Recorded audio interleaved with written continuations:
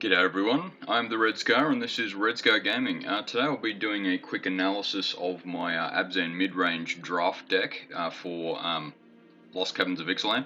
I don't know why, I can't remember the name of this set very well, but anyway, I promise I've had some experience in it. And yeah, just as usual, I'll go through and sort of talk about each card and see what I did. Ultimately, I won one game, lost three, which I think was, at least in some part, my mistakes. But yeah, look, I'll see what happens as I go through. Ruin Like a Bat, I'm always happy with that. For 1 mana, it does a hell of a lot. While I didn't get much opportunity to use it, I think it was only game 4. Even then, it did its part. Certainly didn't win me the game, but it's still good. Greedy Freebooter, I got to use it once, I think. It's certainly not a win con, but it does tend to help you a bit later in the later game. So yeah, it's certainly useful, particularly as a chump blocker. I didn't get much of a chance to use it, but I'll probably draft it again. Cosmium Blast, I didn't get to use it actually this draft, but I've seen other people use it an awful lot, and quite effectively too, so that's partly why I drafted it. Excuse me as I hiccup. And yeah, I'll definitely go with that. I probably am happy with the 2. God, this is that hiccup again. Anyway, Spring-Loaded Sword Blades, I think it was was it 2 or 3 maybe, that I actually played it wrong. Because my opponent attacked, and so I played that as a response, but the creature had vigilance, so it wasn't tapped. That was completely my mistake. Though, yeah, I will still draft it. It's still basically destroy target attacking creature, basically, which can be very effective for 2 mana.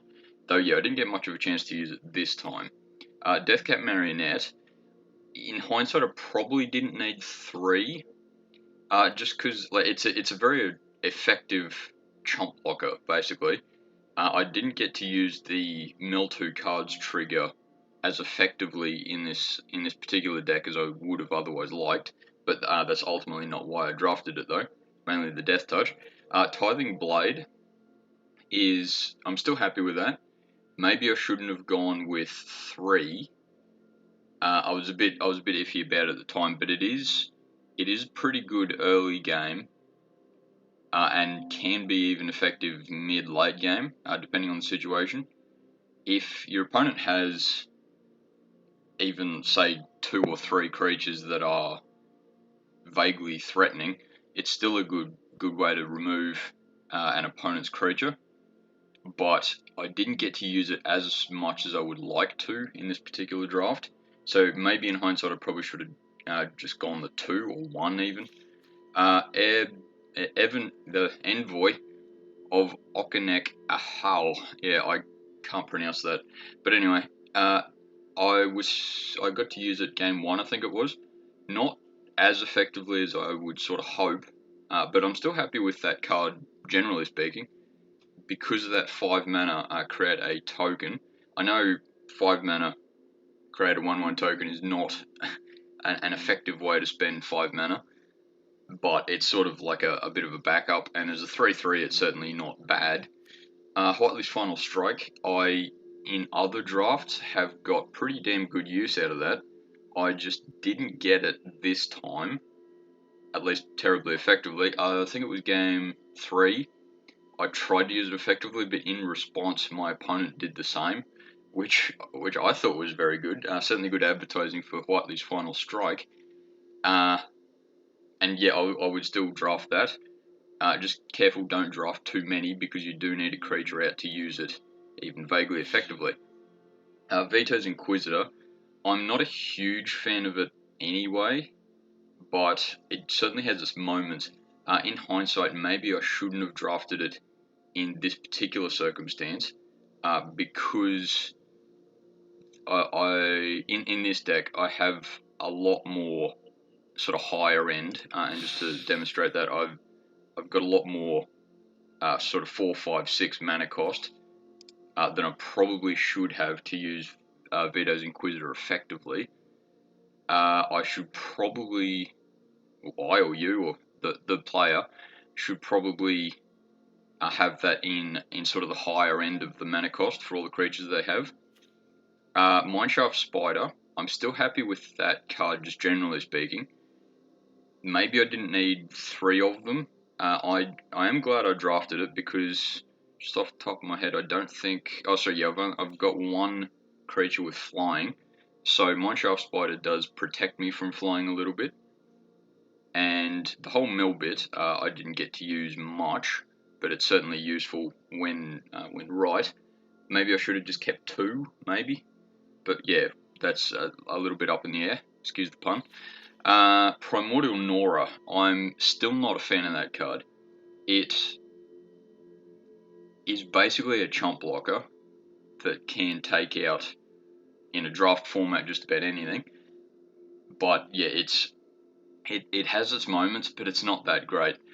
The only reason I remember drafting it at the time is because I just had nothing else at that sort of high level, as far as how much power it can do.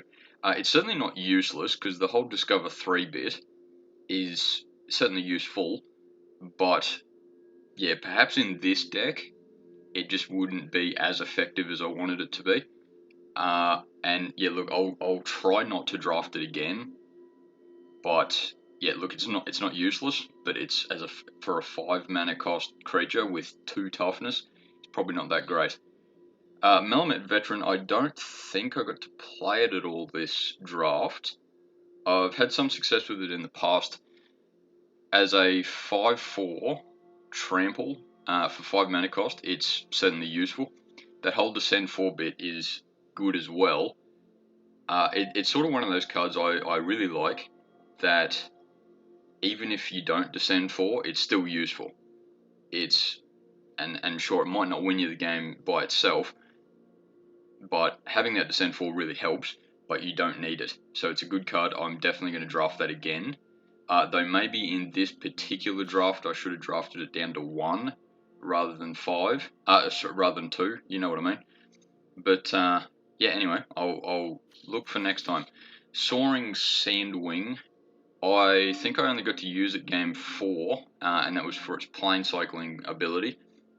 That was the only card that I drafted that has flying.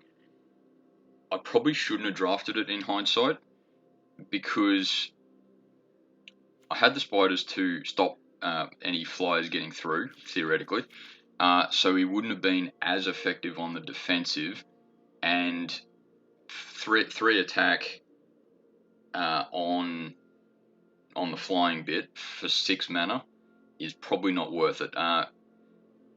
Gaining 3 life on ETB is useful, but not for 6 mana, in my opinion. Look, I could be wrong, but yeah, I only used it for plane cycling in that particular draft.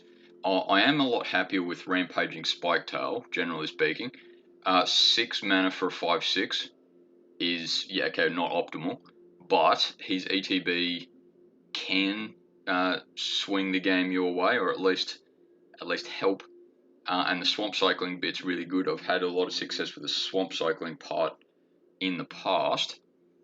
I didn't get an opportunity to use him this time, but yeah, still glad I drafted him.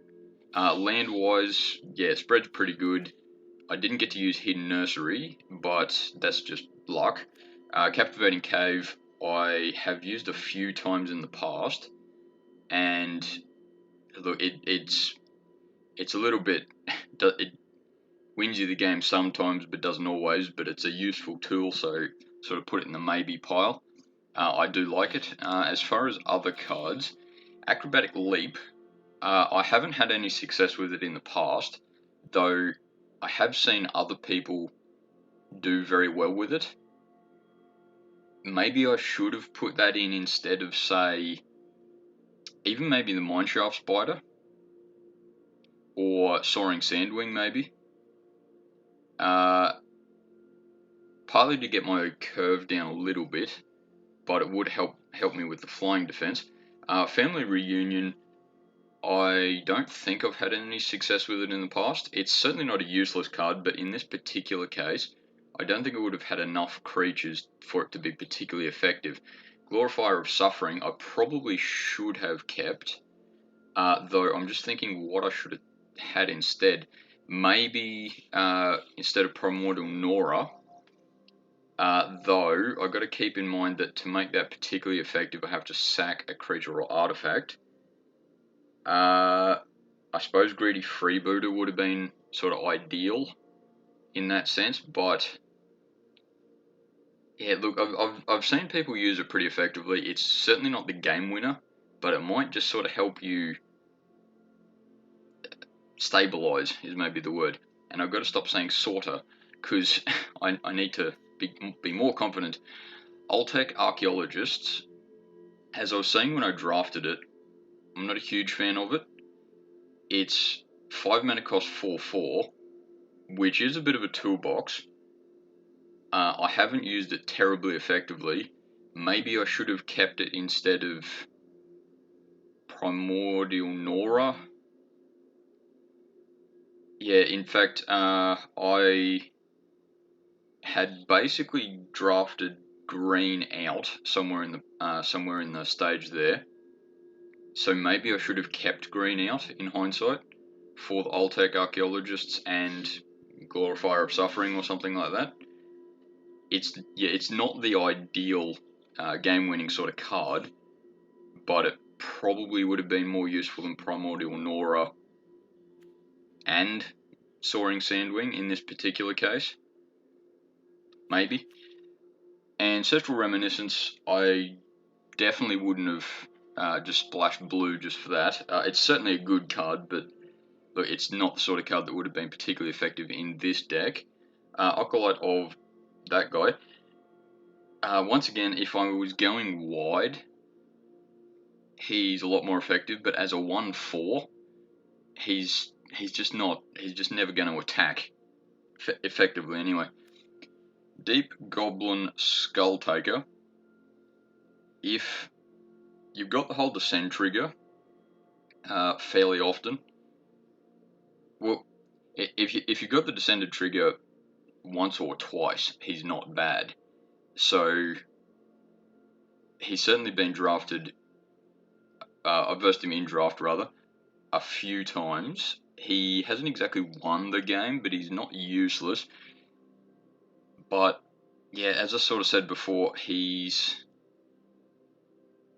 I probably wasn't going wide enough for him to be particularly effective. Though I did have a few Descended triggers with the likes of Deathcap Marionette and the Spiders that he may have been useful for. Once again, hating on Primordial Nora, but maybe take him out and maybe one of the Tithing Blades, though I'm clutching at straws there a little bit. Malicious Eclipse. Yeah, maybe I should have kept that one.